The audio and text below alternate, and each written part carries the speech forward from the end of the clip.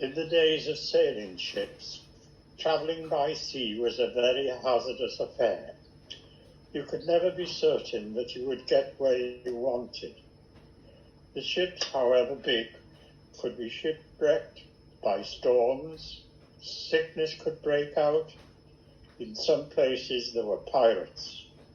You had great need of patience, as no matter how anxious you were to reach journey's end, you had to wait for wind, current, and tide. And sometimes the captain and sailors would be lost.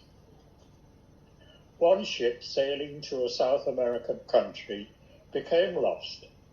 The winds had not been favourable, and the crew and passengers found they were becoming short of food and, more importantly, of water. One can stay alive for weeks without food, but only a very few days without water. Things went from bad to worse and became very serious. There had been no rain and no means of getting water, for they were still out of sight of land. Then one day, to their joy, they saw another ship sailing in the opposite direction and slowly drawing near to them. In great excitement, some sailors brought out the flags, and when they were sure they could be recognized, they hoisted them and sent a message, dying of thirst.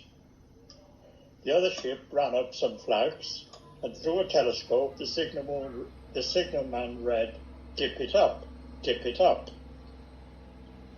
Everyone knew that in their situation, extreme situation, drinking seawater brings on an awful death. But trusting to their fellow voyagers, they lowered a bucket and brought it up full of fresh water. Then they realized that having drifted from their course, they were now in the mouth of the mighty Amazon River, so vast that its banks were out of sight, but its current of pure water travels far out into the sea. So many people are adrift in our world today. They don't know it. They have so many things they think they must do or want to do. One day they'll have everything straight and under control and will enjoy a life of pleasure which they long for. They do not realize that what would give them comfort and joy, as the simple hymn says, is all around them, and they need only to stretch out their hands to God.